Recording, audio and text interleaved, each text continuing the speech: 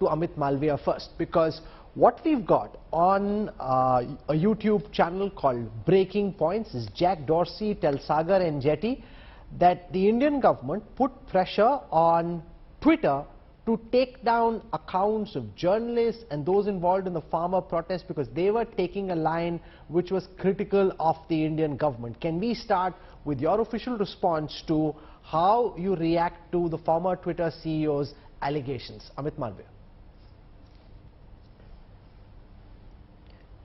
Rahul, I heard everything that Dorsey had to say, and he was not just lamenting against the Indian government, but also the United States, his home country.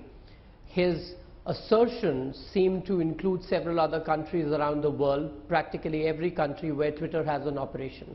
Now, there was a time under Dorsey that Twitter thought itself to be above law of all sovereign countries, and clearly you would recollect that there was this discussion around the globe that can tech giants really arrogate to themselves the right to be above the laws of the country that they operate in.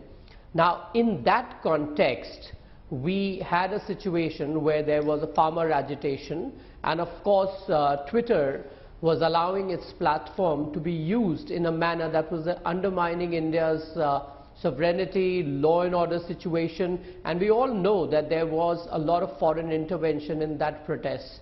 Now, Dorsey's assertion that government forced them to take down accounts, raided their office, arrested their employees is obviously not borne in facts, because none of it happened. There was no raid, there were no arrests, and of course there was no intimidation. But having said that, we also need to recognize that governments world over are well within their rights to ask any social media platform to restrict or take down accounts if they become problematic, if criminal elements use it, if it is being used to undermine the sovereignty of a nation, law and order, pedophilia, pornography, and several other such baskets that exist.